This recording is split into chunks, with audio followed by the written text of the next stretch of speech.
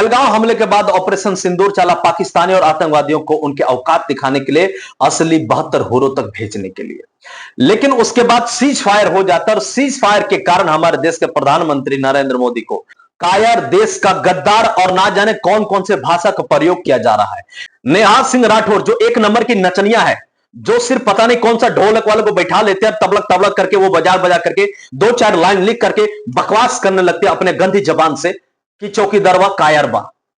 चौकीदारवा कायर बने कि कायर तुम हो। जब देश में सारे लोग एक थे, जब मोदी ने स्ट्राइक करवा दिया, जब देश की सेना ने स्ट्राइक करवाया, तब अपने एक्स हैंडल में लिखी थी थैंक यू मोदी जी। लेकिन जैसे ही सीज फायर हुआ, ये अपने गिरगिट की तरह रंग बदली और लिखती है, गाती है चौकीदार कायर बा।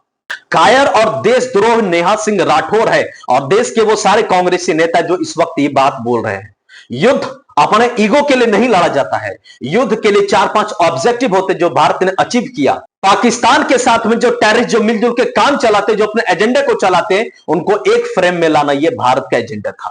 पाकिस्तान को कई सारे टुकड़ों में बांटना यह भारत का एजेंडा था। पाकिस्तान को पानी के लिए तड़पाना यह भारत का एजेंडा था।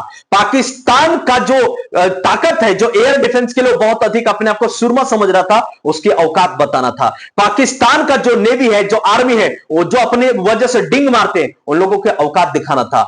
युद्ध अपनी सॉवरेनिटी, अपने प्राइड और अपने लोगों की रक्षा करने के लिए लड़ा जाता है, ना कि अपनी ईगो के लिए। और आज वही हुआ।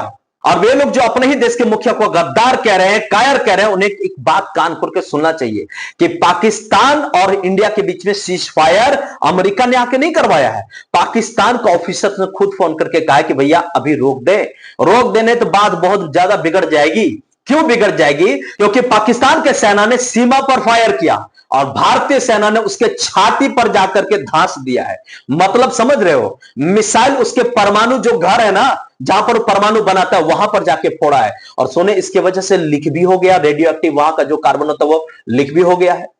और इस लीकेज का पता लगाने के लिए, उसका मरम्मत करने के लिए अमेरिका का जहाज B350 यानी B350 AMS आया हुआ है उसकी जांच और मरम्मत करने के लिए।